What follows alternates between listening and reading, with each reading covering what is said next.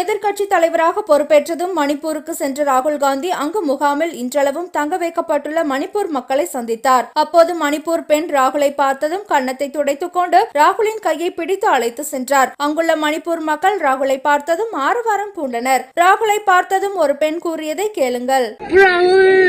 I love you. I love you so much.